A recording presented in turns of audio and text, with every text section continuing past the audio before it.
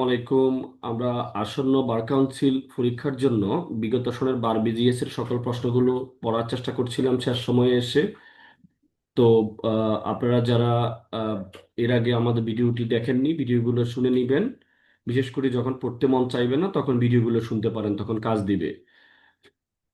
এখন আমরা যে বিষয় নিয়ে আলোচনা করব সেটা হলো রিটেন স্টেটমেন্ট, অর্থাৎ লিখিত জবাব। এবং আমরা পক্ষগণের উপস্থিতি অনুপস্থিতি নিয়ে আলোচনা করব। 8 এবং 9 আদেশ নিয়ে আমরা আলোচনা করব। পুরো ভিডিওটা না টেনে দেখবেন, ইনশাল্লাহ অনেক বেশি উপকৃত হবেন। আশা করছি কাজে লাগবে। দেখেন, লিখিত জবাব বা লিখিত বিবৃতি আবশ্যকীয় উপাদান কি কি 2006 এবং 2012 সালে আসছে। যে লিখিত বিবৃতির আবশ্যকীয় উপাদানগুলো কি আছে। এখন বাদী আরজি দায়েরের মাধ্যমে মোকদ্দমা দায়ের করে, এরপর বিবাদীর প্রতি সমন জারি করা হয়। The code of civil procedure 1908-এর আদেশ 8 অনুযায়ী বিবাদী সমন জারির তারিখ থেকে নির্ধারিত সময়ের মধ্যে বাদীর দাবির উপর যে নিজের আত্মপক্ষ সমর্থনে লিখিত বিবৃতি আদালতে পেশ করবে। বিবাদী উক্ত সময়ের মধ্যে লিখিত বিবৃতি দিতে ব্যর্থ হলে আদালত কর্তৃক নির্ধারিত অন্য কোনো দিনে লিখিত জবাব দাখিল করা যাবে। এখন বিবাদী তার দাবি সমর্থনে যেসব দলিলের উপর নির্ভর করে তা আদালতে পেশ করতে হবে। এরূপ দলিল লিখিত জবাব দাখিলের সময় পেশ না করলে এমন দলিল পরবর্তীতে আদালতের অনুমতি ছাড়া উপস্থাপন করা যাবে না। এই হলো মোটামুটি প্রথম কথাবার্তা।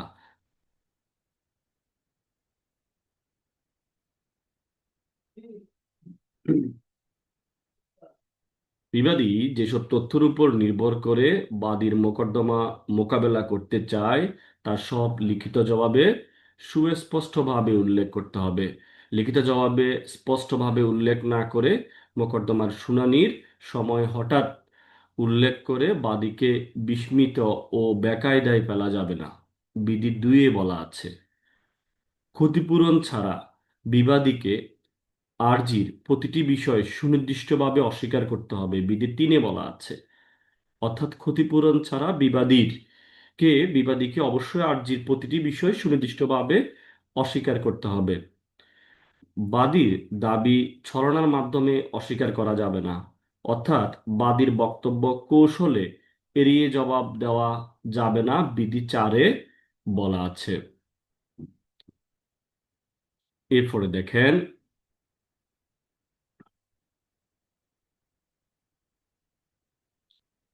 বিবাদী বাদী বিবাদীর বিরুদ্ধে অর্থ পরিশোধের মোকদ্দমা দায়ের করলে প্রথম শুনানির সময় বাদীর দাবিকৃত অর্থের সাথে বিবাদীর দাবিকৃত অর্থের সমন্বয় করার জন্য লিখিত আবেদন করতে পারে। এই লিখিত বিবৃতি পারস্পরিক দায় পরিশোধ বর্ণনা করতে হবে। বিধি 6, অর্থাৎ সেট অফ যেটাকে আমরা বলি। বিবাদী তার আত্মপক্ষ সমর্থনে যেসব অজুহাত এর উপর নির্ভর করে তা সুস্পষ্টভাবে পৃথকভাবে উল্লেখ করতে হবে। তাহলে অজুহাতগুলো আপনাকে উল্লেখ করতে হবে। এরপরে হলো মোকদ্দমা দায়েরের পর কিংবা পারস্পরিক দায় পরিশোধের লিখিত বিবৃতি দাখিলের পর বিবাদী আত্মপক্ষ সমর্থনে কোনো অজুহাত উদ্ভব হলে তখন বিবাদী তার লিখিত বিবৃতিতে সেই অজুহাত উত্থাপন করতে পারবে। বিধি 8। তাইলে আমরা কি বুঝলাম? যে আমরা বুঝছি যে আসলে এখানে আহ একটা লিখিত জবাব দাখিলে আপনাকে যে যে বিষয়গুলো অস্বীকার করতে হবে। তাহলে দেখেন, আমরা প্রথমে কি করব? আমরা প্রথমেই যে লিখিত জবাবের সময় যে দাখিল করব তখন আমরা আহ বিবাদীর দাবির সম্মত যেসব দলিলের উপর নির্ভর করে তা আদালতে পেশ করতে হবে। প্রথম কথা হলো, আমাকে যে দলিলগুলো আছে, আমার নামে একটা মামলা হয়েছে, এখন আমার কাছে কি দলিল দলিল আছে এই দাবি সমর্থনে, সেই দলিলগুলো আমাকে পেশ করতে হবে। এটা হলো প্রথম কথাবার্তা। তাহলে দলিল আমাকে পেশ করতে হবে, এটা হলো মূল কথাবার্তা। এর পরবর্তীতে কি করতে হবে? এবং দুইয়ে বলতেছে যে বিধি 2-এ বলতেছে যে বিবাদী যে তথ্যের উপর নির্ভর করে মোকদ্দমা মোকাবেলা করতে চায় তা লিখিত জবাবে সুস্পষ্টভাবে উল্লেখ করতে হবে আপনার কাছে কি তথ্য আছে। প্রথমে বললাম যে আপনার কাছে কি দলিল আছে। এরপরে আপনার কাছে লিখিত জবাব, অর্থাৎ এই যে মোকদ্দমা মোকাবেলা করতে আপনার কাছে কি সুস্পষ্ট আপনার তথ্য আছে, এই বিষয়টা আপনাকে জানাতে হবে। বাদী মোকাবেলা করতে চাই লিখিতভাবে সুস্পষ্টভাবে তা উল্লেখ করতে হবে আপনার কাছে কি আছে, সেটা আপনাকে দিতে হবে মোকাবেলা করার জন্য। এরপরে ক্ষতিপূরণ ছাড়া বাকি সব আপনি অস্বীকার করবেন। 3 নম্বরে এসে আপনি বাকি সব কি করবেন? অস্বীকার করবেন। তাইলে আমরা প্রথমে দেখছি দলিল বা যা কিছু আছে ওগুলো আমরা দাখিল করব। তারপরে হলো আমরা মোকাবেলা করতে চাই সব লিখিত জবাব আমরা সুস্পষ্টভাবে উল্লেখ করব কি কি বিষয় মোকাবেলা করতে চাই। এবং আমরা কি বলতেছি, আবার আরেকটা বিষয় আছে, বিস্মিত বা বেকায়দায় ফেলা যাবে না এখানে। শুনানির সময় হঠাৎ বাদীকে বিস্মিত বা বেকায়দায় ফেলা যাবে না স্পষ্টভাবে উল্লেখ না করলে। এই স্পষ্টভাবে যদি আপনি উল্লেখ না করেন, পরবর্তী শুনানির সময় আপনি বাদীকে বিস্মিত বা বেকায়দায় ফেলতে পারবেন না। এরপরে ক্ষতিপূরণ ছাড়া আর্জিতে সবকিছু আপনাকে সুনির্দিষ্টভাবে অস্বীকার করতে হবে, তিনি বলা আছে। তো এই বিষয়গুলো আপনারা একটু নোট ডাউন করে মনে রাখার চেষ্টা করতে পারেন, তাহলে আপনাদের কাজে লাগবে। এরপরে দেখেন কি বলতেছে, আপনার বাদীর দাবি ছলনার মাধ্যমে অস্বীকার করা যাবে না। এখানে আপনি কোনো কৌশলগত দিক নিতে পারবেন না, একদম স্পষ্ট যেটা বলছে ছলনার মাধ্যমে আপনি অস্বীকার করতে পারবেন না, 4-এ বলা আছে। এবং সেট আপ থাকলে সেই সেট আপের বিষয়গুলো একটু আপনাকে কি করতে হবে, শুনানির সময় বাদীর দাবিকৃত অর্থের সাথে এটা সমন্বয় করার জন্য আপনি লিখিত আবেদন করা লাগবে। এরপরে হলো আত্মপক্ষ সমর্থনের যেসব অজুহাত নির্ভর করবে সুস্পষ্টভাবে বা পৃথকভাবে সেগুলো উল্লেখ করতে হবে। এবং নতুন যদি কোনো অজুহাত উদ্ভব হয়, হ্যাঁ, তার লিখিত বিবৃতি সেই অজুহাত উত্থাপন করতে পারবে। এই হলো কথাবার্তা। এখন আমরা দেখি সেট আপের বিষয়টা, আমরা একটু দেখি। আশা করছি কি কি বিষয়গুলো অস্বীকার করবেন লিখিত জবাবে সেগুলো ইতিমধ্যে বুঝতে পেরেছেন।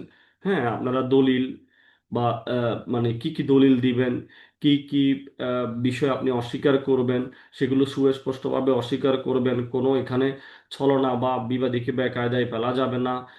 সব বিষয়গুলো আপনাকে এখানে আহ, করতে হবে। এবং কি সেট আপ থাকলে সেই সেট আপ গুলো করে ফেলবেন, হ্যাঁ, একটা লিখিত আবেদনের মাধ্যমে। এই বিষয়গুলো আপনি নিচে নিচে করে লিখবেন, ইনশাল্লাহ হয়ে যাবে। কিওয়ার্ড গুলো মনে রাখলেই হবে। আমরা একটু দেখার চেষ্টা করি সেট আপ বলতে কি বুঝে, এটা আমরা একটু দেখি যে সেট অফ বলতে কি বুঝেন। অনুরূপ অজুহাত কখন তোলা যায়, বাদীর মামলা দাবির গুণাগুণ বিচারে এর আইনগত মূল্য কতটুকু, দেওয়ানি কার্যবিধির সংশ্লিষ্ট বিধান উল্লেখ করে আলোচনা করুন। সেট অফের শর্তসমূহ ব্যাখ্যা করুন। তাহলে কি আছে, আমরা 2004, 2007, 2009, 2012-তে আসছে সেট অফ। এই হলো সেট অফ। সেট অফ অর্থ হলো মোকদ্দমার পারস্পরিক দায় পরিশোধ। The code of civil procedure 1908-এর আদেশ 8 বিধি 6-এ সেট অফ সম্পর্কে বলা আছে। উক্ত বিধি অনুযায়ী বিবাদী সেট অফের জন্য আবেদন করতে পারে। এরপরে আমরা দেখি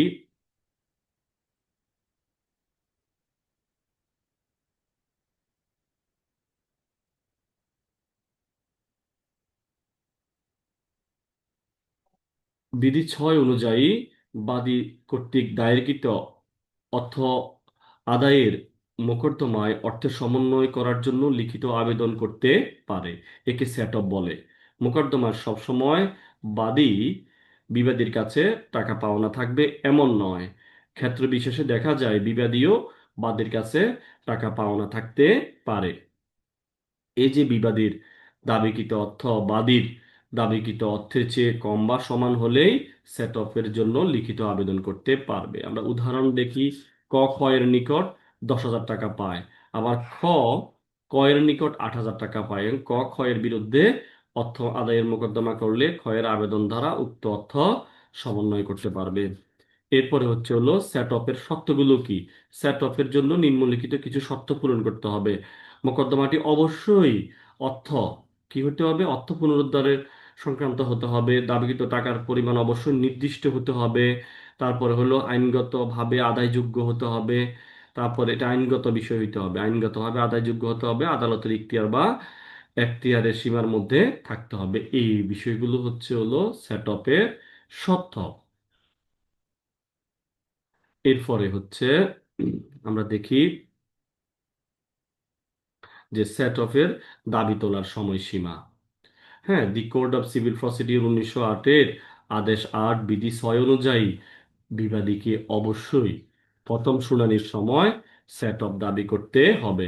প্রথম শুনানির পর আদালত অনুমতি দিলে প্রথম শুনানির পর আদালত অনুমতি দিলে এরূপ আবেদন করা যাবে। এরপরে আমরা দেখার চেষ্টা করি সেট অফের আইনগত মূল্য আছে কিনা, সেটা আমরা একটু দেখার চেষ্টা করি। দেখেন, সেট অফের আইনগত মূল্য, the code of civil procedure 1908-এর আদেশ 8 বিধি 6-2 অনুযায়ী মূল মামলা ও এর দাবি সম্পর্কে একই রায় দিতে পারবে। অর্থাৎ সেট অফের দাবি একটি আর্জির ন্যায় গণ্য হবে এবং সেট অফ দাবির উপর আইন অনুযায়ী কোর্ট ফি দিতে হবে। এটা প্রিলিমিনারির জন্য, এমসিকিউর জন্য খুব গুরুত্বপূর্ণ যে এখানে কোর্ট ফি দেওয়া লাগবে কিনা সেই বিষয়টা। আশা করছি বুঝতে পেরেছেন, এখানে কোর্ট ফিও দেওয়া লাগবে লিখিত আবেদন করলে বিবাদীকে। এরপরে দেখেন, লিগ্যাল সেট অফ আর ইকুইটেবল সেট অফের মধ্যে পার্থক্য কি আছে আমরা এগুলো একটু দেখার চেষ্টা করি। The code of civil procedure 1908-এর আদেশ 8 বিধি 6-এর সেট অফ সংক্রান্ত যে সকল বিধান বর্ণিত আছে তা হলো লিগ্যাল সেট অফ। আর ইকুইটেবল সেট অফ আইনের কোনো নির্দিষ্ট বিধান অনুসারে দেওয়া হয় না। লিগ্যাল সেট অফ আদালতের জন্য বাধ্যকর, আর ইকুইটেবল সেট অফ আদালতের জন্য বিবেচনামূলক। লিগ্যাল সেট অফ আইনগত বিধান আর ইকুইটেবল সেট অফ ন্যায়পরায়ণতার বিধান। তারপর হলো the code of civil procedure 1908-এর আদেশ 8 বিধি 6-এর বর্ণিত পরিস্থিতির উদ্ভব হলে লিগ্যাল সেট অফ করা হয়, আর ন্যায় বিচারের সাথে ইকুইটেবল সেট অফ এর প্রতিকার দেওয়া হয়।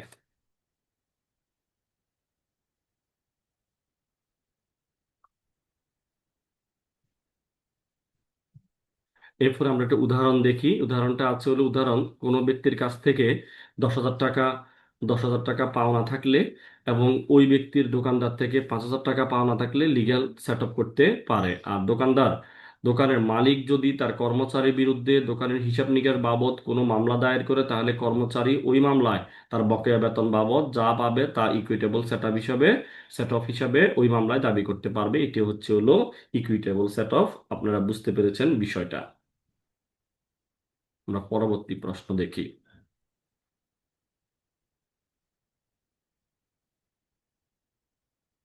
দেখেন, এখানে ফালটা দাবি কি জিনিস। ফালটা দাবি একই ক্ষেত্রে বিবাদীর দাবি যদি বাদীর দাবির তুলনায় বেশি হয়, এই বেশি কথাটা মনে রাখবেন, তবে অতিক্রান্ত অংশকে পাল্টা দাবি বলা হয় বা কাউন্টার ক্লেম বলা হয়।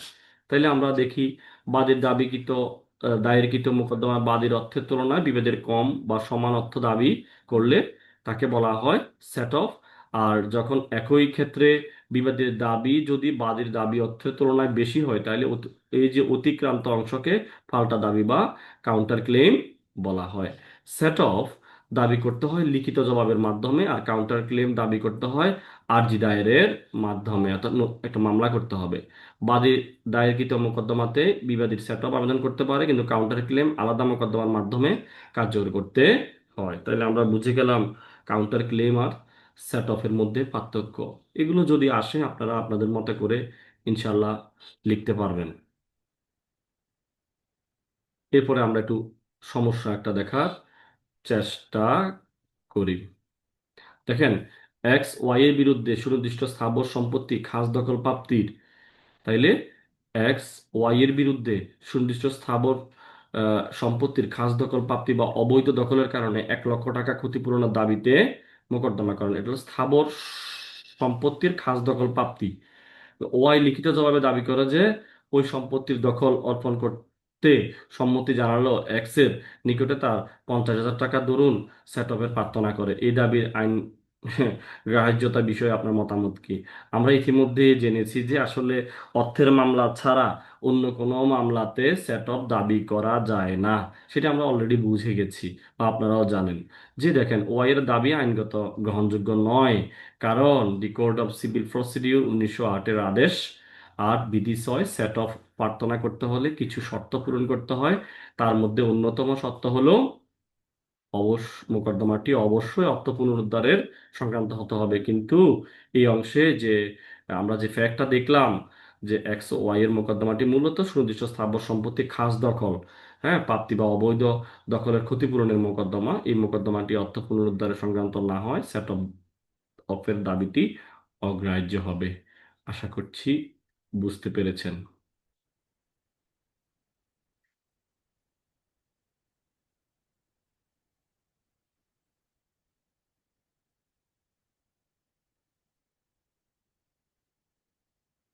এরপরে আমরা পরবর্তী প্রশ্নতে চলে যাই। দেখেন, বলতেছে একতরফা রায়, এটা কি জিনিস? ডিগ্রি, এগুলা কি জিনিস? একতরফা রায় বা ডিগ্রি, এক্সপার্টি ডিগ্রি, দেওয়ানি কার্যবিধির কোথাও একতরফা ডিগ্রি সংজ্ঞা দেওয়া হয়নি। তবে এক্সপার্টি ডিগ্রি মূলত একটা ল্যাটিন শব্দ, যার অর্থ এক পক্ষ থেকে, অর্থাৎ একতরফা ডিগ্রি হলো কারো অনুপস্থিতিতে প্রদত্ত ডিগ্রি। যখন কোনো এক পক্ষকে না শুনে মোকদ্দমার গুণাগুণ বিবেচনা না করে ডিগ্রি প্রদান করা হয়, তাকে একতরফা ডিগ্রি বলা হয়। এ থেকে বোঝা যায় যে আদালত বিচার্য বিষয়ের উপর সিদ্ধান্ত না নিয়ে বিবাদী পক্ষের অনুপস্থিতির উপর নির্ভর করে একতরফা ডিগ্রি প্রদান করে। অন্য পক্ষের অনুপস্থিতিতে আদালত এই যে কর্তৃক বিচারের জন্য অগ্রসর হওয়াকে একতরফা ডিগ্রি বুঝায়। তাই অন্য কোনো কারণে মোকদ্দমা একতরফা নিষ্পত্তি করা যাবে না। একতরফা তো বুঝিয়ে গেছেন এখানে। আহ, এ থাকবে না, বিবাদী থাকবে না। বিবাদীকে নোটিশ করার পরেও হয়তো উনি আসলো না আদালতে, তখনই আদালত একতরফা ডিক্রি দিয়ে দিতে পারেন। এখন দেখেন, কখন দেওয়ানি আদালত কোনো মোকদ্দমা দমার একতরফা নিষ্পত্তিতে অগ্রসর হতে পারে। আমরা দেখি সাধারণত শুনানির জন্য নির্ধারিত দিনে যদি বাদী উপস্থিত থাকে কিন্তু বিবাদী অনুপস্থিত থাকে, তাহলে তখন মোকদ্দমাটি একতরফা সূত্রে নিষ্পত্তি করার জন্য অগ্রসর হন। দেওয়ানি কার্যবিধি 1908-এর আদেশ 9 এর বিধি 6 অনুযায়ী কোনো মামলা শুনানির তারিখে যদি বাদী উপস্থিত এবং আইন মোতাবেক সঠিকভাবে সমন জারি করা সত্ত্বেও বিবাদী উপস্থিত না থাকে, সেক্ষেত্রে আদালত বিবাদীর অনুপস্থিতিতে মোকদ্দমা একতরফাভাবে চালিয়ে যেতে পারবে। এখানে শব্দটি ব্যবহারের মাধ্যমে আদালতকে নিজ বিবেচনা সিদ্ধান্ত গ্রহণের ক্ষমতা দেওয়া হয়েছে। এক্ষেত্রে আদালত মোকদ্দমাটি একতরফা নিষ্পত্তি না করে অন্য আরেকটি তারিখও ধার্য করতে পারে। বলা যায় যে যখন একটি মোকদ্দমা শুনানির জন্য বিচার কার্যের কোনো তারিখ ধার্য থাকে, ওই তারিখে বিবাদী উপস্থিত না হয়, সে শুধু সেক্ষেত্রে একতরফা মোকদ্দমাটি নিষ্পত্তি করা যাবে।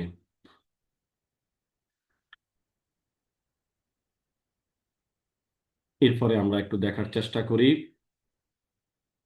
যে কে একতরফা ডিগ্রি বাতিলের জন্য আবেদন করতে পারে, এই বাতিলটা কে করতে পারে। তাহলে আমরা 9 আদেশের 13 বিধি অনুযায়ী কোনো মোকদ্দমার বিবাদীর বিরুদ্ধে একতরফা ডিগ্রি দেওয়া হলে তা রদ করার জন্য বিবাদী উক্ত ডিগ্রি দানকারী আদালতে আবেদন করতে পারবে। এবং ছয় বিধি 6 অনুযায়ী বিবাদীর বিরুদ্ধে একতরফা ডিগ্রি দেওয়া হলে সেই বিবাদী উক্ত ডিগ্রি রদের আবেদন করতে পারবে। নিম্নোক্ত ব্যক্তিগণ একতরফা ডিগ্রি আবেদন করতে পারে: একাধিক বিবাদের মধ্যে একজন বিবাদীর বিরুদ্ধে একতরফা ডিগ্রি দেওয়া হলে উক্ত ডিগ্রি বিভাজ্য বা ডিভিজিবল হলে সেক্ষেত্রে বিবাদী তা রদ করার আবেদন করতে পারে। ডিগ্রি অবিভাজ্য হলেও সম্পূর্ণ ডিগ্রি রদ করার আবেদন করতে পারে। তেমন বিবাদীর বিরুদ্ধে একতরফা ডিগ্রি প্রদানের পূর্বে তিনি মারা গেলে বৈধ ওয়ারিশগণ ডিগ্রি রদ করার জন্য আবেদন করতে পারবে। কে পারবে? এরা পারবে, তার বৈধ ওয়ারিশগণ পারবে, অথবা একাধিক হইলে, অথবা যেই হোক এখানে করা যাবে। যাকে বাদ দেওয়া হয়েছে উনিও পারবে, একাধিক হইলে এরাও পারবে, সমস্যা নাই এক্ষেত্রে। অথবা মারা গেলে তার বৈধ ওয়ারিশগণও ডিগ্রি রদের আবেদন করতে পারবে। এরপরে আমরা দেখি যে কখন আদালত একতরফা ডিগ্রি বাতিল করতে পারে। কখন কিভাবে ক্ষতিগ্রস্ত পক্ষ একতরফা ডিগ্রি রদের আবেদন করতে পারে আলোচনা করুন। এবং দি কোড অফ সিভিল প্রসিডিউর 1908 অনুসারে একতরফা ডিগ্রির বিরুদ্ধে বিবাদের কি কি প্রতিকার লাভের সুযোগ আছে, এখানে কি কি করতে পারে আমরা একটু দেখি। আদেশ 6, আদেশ 9 বিধি 6 সমন পাওয়ার পর বিবাদী শুনানির দিন আদালতে উপস্থিত না হলে আদালত মোকদ্দমা একতরফা সূত্রে নিষ্পত্তি করতে পারবেন। এক্ষেত্রে বিবাদী ডিগ্রি বাতিলের জন্য নিম্নোক্ত পদ্ধতি প্রয়োগ করতে পারেন: বিধি 13 অনুযায়ী একতরফা ডিগ্রি রদের আবেদন করতে পারেন, এবং 13 অনুযায়ী একতরফা ডিগ্রি সরাসরি রদেরও আবেদন করতে পারেন। এই দুটা জিনিসে উনি একতরফা ডিগ্রি রদের আবেদন করতে পারবেন। 13তেও পারবেন, 13 সরাসরি পারবেন। কিন্তু 13 পারতে হলে তাকে হয়তো কিছুটা খরচ বেয়ার করতে হবে। সেটা হলো বিষয়, আমরা একটু দেখার চেষ্টা করি। দেখেন, বিধি 13 অনুযায়ী একতরফা ডিগ্রি রদের আবেদন হ্যাঁ, আদেশ 9 বিধি 13 অনুযায়ী বিবাদী একতরফা ডিগ্রি রদের জন্য আবেদন করতে পারবে। এই ক্ষেত্রে তামাদি আইন 1908-এর অনুচ্ছেদ 164 অনুযায়ী একতরফা ডিগ্রি রদ প্রদানের 30 দিনের মধ্যে উক্ত আবেদন করতে হবে। কত দিনের মধ্যে? 30 দিনের মধ্যে। যদি বিবাদীর উপর যথাযথভাবে সমন জারি না হয়, সেক্ষেত্রে ডিগ্রির বিষয়ে অবগত হওয়া 30 দিনের মধ্যে আবেদন করতে পারবে। এই 30 দিনের মধ্যে ডিগ্রি রদের দরখাস্ত না পারলে বিলম্বের কারণ ব্যাখ্যা করে তামাদি আইনের 5 ধারা অনুযায়ী দরখাস্ত দিয়ে বিলম্ব মওকুফ করা যাবে। তবে বিধি 13 এর আবেদনের ক্ষেত্রে তামাদি আইনের 5 ধারা প্রযোজ্য হবে। অপর পক্ষকে নোটিশ দিয়ে তাদের বক্তব্য শুনে তারপর আদালত ডিগ্রি রদ করতে পারবে।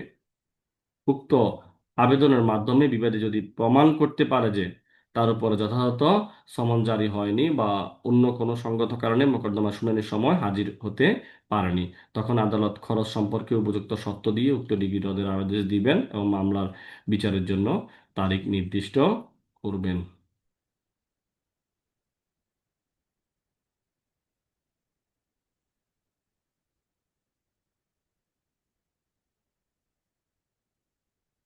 পরবর্তী আরেকটা প্রতিকার হচ্ছে উনি 13 ক বিধি 13 ক অনুযায়ী, নয় আদেশের 13 ক অনুযায়ী একতরফা ডিগ্রি রদের জন্য সরাসরি আবেদন করতে পারেন। বিধি 13 ক অনুযায়ী বিলম্বের অবসান দ্রুত নিষ্পত্তির জন্য আদালতে একতরফা ডিগ্রি রদের আবেদন করা যাবে। একতরফা ডিগ্রি রদের জন্য 30 দিনের মধ্যে এফিডেভিট সহ দরখাস্ত করতে হবে। এই ক্ষেত্রে অনধিক 3,000 টাকা খরচ প্রদান করতে হবে। একজন বিবাদী 13 ক এর অধীন একবারের বেশি প্রতিকার পাবে না। এরূপ আবেদনে অপরপক্ষকে নোটিশ প্রদানের কোনো প্রয়োজন নেই। তবে একতরফা ডিগ্রি বাতিল করে মামলাটি আগের নম্বরে পুনঃস্থাপন করা হলে এই জন্য বাদীকে নোটিশ দিতে হবে।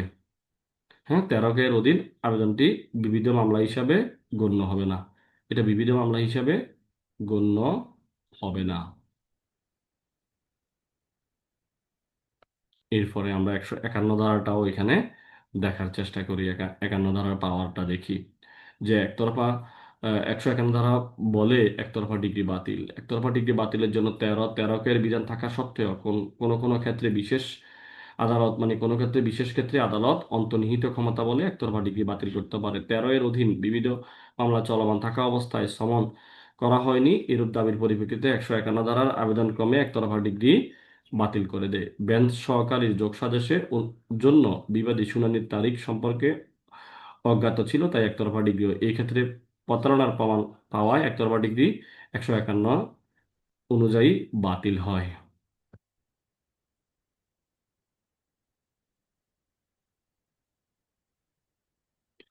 এরপরে আমরা দেখার চেষ্টা করি যে শুনানির তারিখে বিবাদী অসুস্থ থাকায় একতরফা হলো, এক্ষেত্রে ক্ষতিগ্রস্ত পক্ষ কি প্রতিকার পেতে পারে?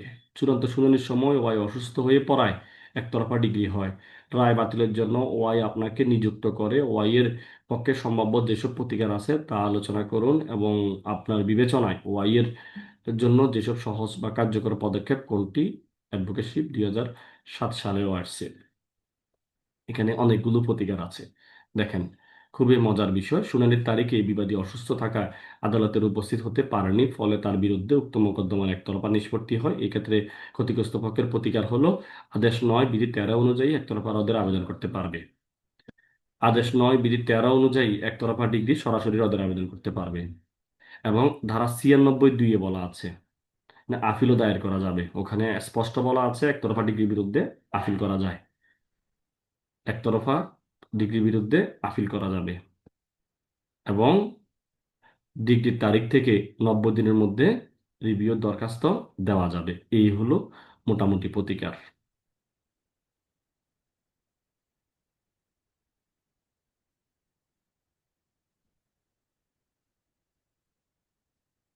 এছাড়া বাদী সমন গোপন করে প্রতারণামূলকভাবে একতরফা ডিগ্রি লাভ করলে সেক্ষেত্রে বিবাদী উক্ত ডিগ্রি বিষয়ে সর্বপ্রথম জানার তারিখ থেকে 3 বছরের মধ্যে রদের আবেদন করতে পারবে, প্রতারণামূলকভাবে একতরফা ডিগ্রি লাভ করলে। এখন বিধি 13 এর দরখাস্তর ক্ষেত্রে বিবাদী কি কারণে নির্ধারিত তারিখে উপস্থিত ছিল না বা উপস্থিত হতে পারেনি তা ব্যাখ্যা করতে হবে। শারীরিক অসুস্থতা, দুর্ঘটনা ইত্যাদি যৌক্তিক কারণ হতে পারে। শারীরিক অসুস্থতা এই ধরনের কারণ উল্লেখ করলে এরূপ দাবি বিবাদীকে প্রমাণ করতে হবে। বিবাদীকে এই জন্য যে হাসপাতালে চিকিৎসাধীন ছিল তার অসুস্থ থাকার বিষয় কি করতে হবে? প্রমাণ করতে হবে। এরূপ প্রমাণের জন্য মৌখিক সাক্ষ্য যথেষ্ট নয়। সংশ্লিষ্ট ডাক্তারের ব্যবস্থাপত্র, সার্টিফিকেট ইত্যাদি ডাক্তারি সাক্ষী হিসাবে উপস্থিত করে প্রমাণ করতে হবে। এইসব বিষয় প্রমাণ করতে পারলে ওয়াই এর একতরফা ডিগ্রি বাতিলের ক্ষেত্রে সফল হবে বলে আমি মনে করি। সব থেকে সহজ বা কার্যকর বুদ্ধি হলো, আমরা এটা একটু দেখার চেষ্টা করি, সেটা হচ্ছে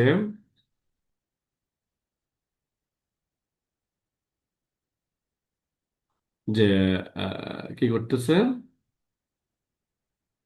যে আমার বিবেচনা ওয়াই এর একতরফা ডিগ্রি বাতিলের সহজ সহজ কার্যকর পদক্ষেপ হলো 13 ক এর অধীন সরাসরি একতরফা আবেদন। 13 ক এর অধীন আবেদন বিবাদীকে অসুস্থ প্রমাণ করতে হবে না।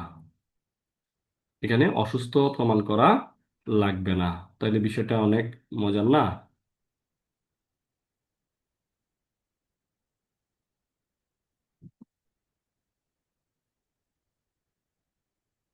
তাহলে একতরফা ডিগ্রি তারিখ থেকে 30 দিনের মধ্যে এফিডেভিট সহ অনধিক 3,000 টাকা খরচ, এটা একটু ম্যান্ডেটরি। টাকা খরচ প্রদান করে আদালত সর্বোচ্চ একবার একতরফা ডিগ্রি সরাসরি রদের আবেদন করতে পারবে।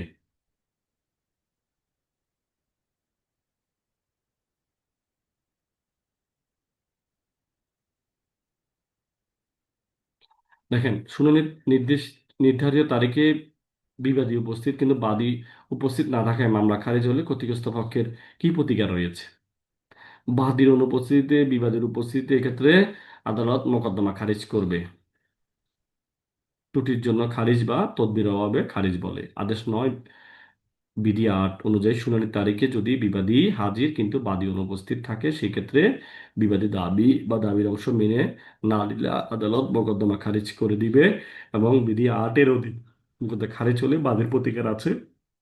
উনি 9 অধীন খারিজ রদের আবেদন করতে পারবেন। 9 কর অধীন খারিজ সরাসরি রদের রদের আবেদন করা যায়।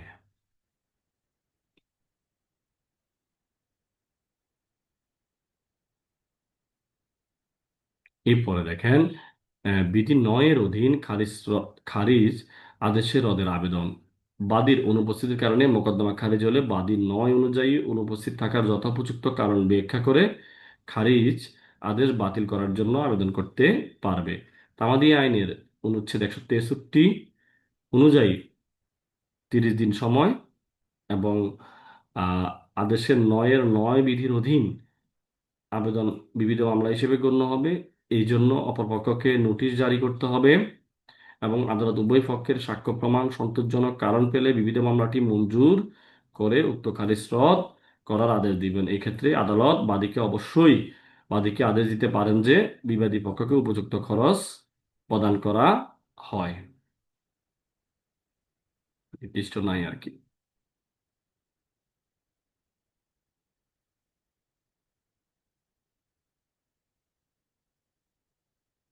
এরপরে বিধি 9 ক এর অধীন খারিজ আদেশ সরাসরি রদের আবেদন। মোকদ্দমা বিলম্বের অবসান করলে দ্রুত নিষ্পত্তির জন্য বাদী বিধি 9 ক এর অধীন খারিজ সরাসরি রদের জন্য আবেদন করতে পারে। এই জন্য খারিজ তারিখ থেকে 30 দিনের মধ্যে এফিডেভিট সহ 1,000 টাকা দিতে হবে তাকে। খরচ দিয়ে আবেদন করলে আদালত খারিজ রদ সরাসরি রদ করতে পারেন। এই জন্য অপর পক্ষকে নোটিশ দেওয়া হয় না। তাই 9 ক এর অধীন বিবিধ মামলা হিসেবে গণ্য হয় না। বাদী বিধি 9 ক এর অধীন প্রতিকার শুধুমাত্র একবারে পেতে পারেন।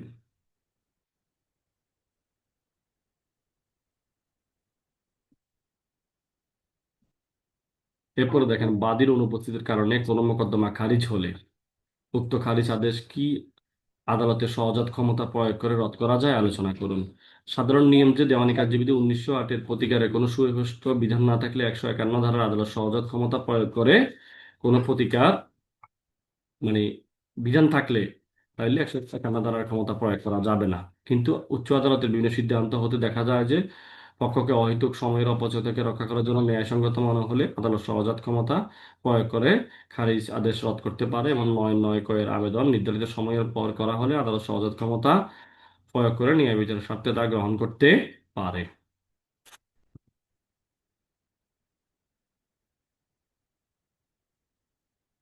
এরপরে হলো কোড অফ সিভিল প্রসিডিউর 1908 আদেশ 9 বিধি 2 এর 3। এই 2 এবং 3 অধীন মোকদ্দমা খারিজ হলে প্রতিকারটা কি আছে আমরা সেটা একটু দেখার চেষ্টা করি। এটি শুধু ব্যতিক্রম।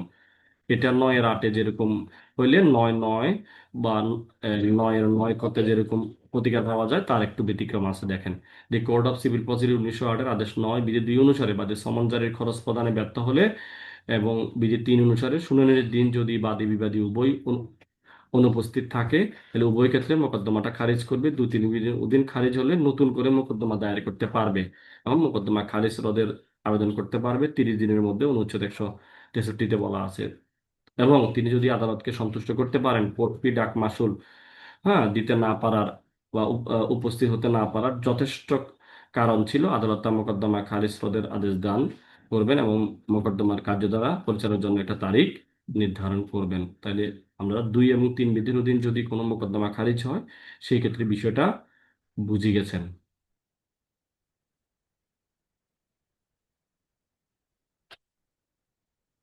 এরপরে দেখেন, দেওয়ানি মোকদ্দমার পক্ষগণের হাজিরা গড় হাজিরার ফলাফল কি? গত বছর আসছিল এই প্রশ্নটা, 2023 সালে। দেখেন, দেওয়ানি মোকদ্দমার পক্ষগণের হাজিরা গড় হাজিরার ফলাফল বা প্রতিকার সম্পর্কে দি কোড অফ সিভিল প্রসিডিওর 1908 আদেশ 9 মধ্যে উল্লেখ আছে।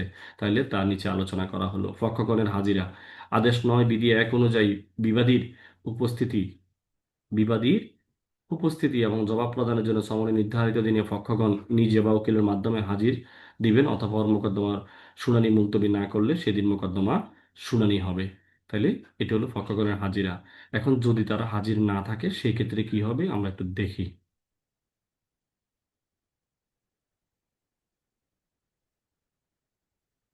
পক্ষগণের হাজিরা বা অনুপস্থিতি বা পক্ষগণের গড় হাজিরা বা অনুপস্থিতির বিষয়ে 3টি আলাদা প্রেক্ষাপট আলোচনা করা যাবে। যেমন কোনো পক্ষই হাজির হয়নি, সেক্ষেত্রে কি হবে? কোনো পক্ষ নাই, বিধি 3 বলা আছে অনুযায়ী মোকদ্দমা শুনানির দিন বাদী বিবাদী উভয় পক্ষ অনুপস্থিত থাকলে মোকদ্দমা খারিজের আদেশ দিতে পারে। প্রতিকার উপযুক্ত কারণে আমরা একটু আগে বলেছি, বিধি 4 অনুযায়ী বাদী নতুন করে মোকদ্দমা দায়ের করতে পারবে অথবা খারিজ আদেশ রদ করার আবেদন করতে পারবে, এবং যদি আদালতকে সন্তুষ্ট করতে পারে যে উপস্থিত না হওয়ার যথেষ্ট কারণ ছিল, তখন আদালত মোকদ্দমা খারিজ আদেশ রদের আদেশ দান করবেন এবং মোকদ্দমার কার্যধারা পরিচালনার জন্য একটা তারিখ নির্ধারণ করবেন। এরপরে আমরা দেখি গল্পটা কি, দ্বিতীয়তে কি হইতেছে। যেমন বিবাদী উপস্থিত, বাদী অনুপস্থিত। বিবাদী আছে কিন্তু বাদী অনুপস্থিত, এই যে বিধি 8। তখন মোকদ্দমা শুনানির জন্য ডাকা হলে বিবাদী উপস্থিত কিন্তু বাদী অনুপস্থিত থাকলে, বিবাদীর বাদী সম্পূর্ণ বা আংশিক অংশ অস্বীকার করলে আদালত মোকদ্দমাটি খারিজ করে দিবেন এবং দাবির কোনো অংশ বা সম্পূর্ণ অংশ স্বীকার করলে সেই অনুপাতে ডিগ্রি হবে, বাকি অংশের জন্য মোকদ্দমা খারিজ হবে। ক্ষতিগ্রস্ত পক্ষের প্রতিকার আমরা একটু আগে দেখেছি, বিধি 9 অনুযায়ী 30 দিনের মধ্যে উনি কি করতে পারবে? খারিজ রদের আবেদন করতে পারবে। এরপরে উনি 9 অধীন 30 দিনের মধ্যে 1000 টাকা খরচ দিয়ে উনি সরাসরি খারিজ রদের জন্য এবিডিপি সহকারে উনি আবেদন করতে পারবে। এখন আমরা দেখার চেষ্টা করি বাদী উপস্থিত কিন্তু বিবাদী অনুপস্থিত 9 বলা আছে, অর্থাৎ মোকদ্দমা শুনানির জন্য ডাকা হলে যদি বাদী উপস্থিত হয় এবং যথাযথ উপায়ে সমন জারি হওয়া বা জবাবদানের জন্য পর্যাপ্ত সময় পাওয়ার পরও বিবাদী অনুপস্থিত থাকে, তাহলে আদালত মোকদ্দমার একতরফা নিষ্পত্তি বিচার করতে পারবেন। এখন ক্ষতিগ্রস্ত পক্ষের প্রতিকার হলো উনি বিধি 13 অধীন 30 দিনের মধ্যে একতরফা ডিগ্রি রদের আবেদন করতে পারবেন এবং বিধি 13 অধীন 30 দিনের মধ্যে উনি 3000 টাকা খরচ প্রদানের সাপেক্ষে একতরফা ডিগ্রি সরাসরি রদের এফিডেভিট সহ আবেদন করবেন এবং 96 দ্বারা উনি কি করতে পারবেন? উনি আপিল করতে পারবেন, কারণ একতরফা ডিগ্রির বিরুদ্ধে তো আপিলও করা যায়। আমরা একটু পরের প্রশ্নটা দেখার চেষ্টা করি। দেখেন, পরের প্রশ্ন হলো যদি কোড অফ সিভিল প্রসিডিউর 1908 একতরফা ডিগ্রির ক্ষেত্রে পর্যাপ্ত কারণ বলতে আপনি কি বুঝেন? আসলে সাপোসিয়েন্ট কজ বলতে, কজ বলতে আপনি কি বুঝেন? সাপোসিয়েন্ট মানে পর্যাপ্ত কারণ কি? সেই 9-13 অনুযায়ী অনুপস্থিতির কারণে হ্যাঁ উল্লেখ করা হয়েছে যে সব যথোপযুক্ত কারণ ব্যাখ্যা করে দেওয়া হয়, তবে উচ্চ আদালত বিনয় সিদ্ধান্ত থেকে বলা যায় যে আইনজীবী মুহুরী ডায়েরিতে ভুল তারিখ নোট করা, সময় মতো পক্ষকে তারিখে জ্ঞাত না করা, বা অন্য কোনো আদালতে ইতিমধ্যে মামলাটি বদলি হওয়ার বিষয়টি না জানা থাকা, বা পক্ষগণের অসুস্থতা, ঘনিষ্ঠ কারো মৃত্যুর ঘটনা বা যানজটের কারণে অস্বাভাবিক বিলম্ব, পথে কোনো দুর্ঘটনা ইত্যাদি যথোপযুক্ত কারণ হিসাবে গণ্য হবে। এই যে তবে দরখাস্ত যথাসময়ে উপস্থিত না হওয়ার কারণে প্রার্থী উল্লেখ করবে তা সন্তোষজনকভাবে অবশ্যই প্রমাণ করতে হবে।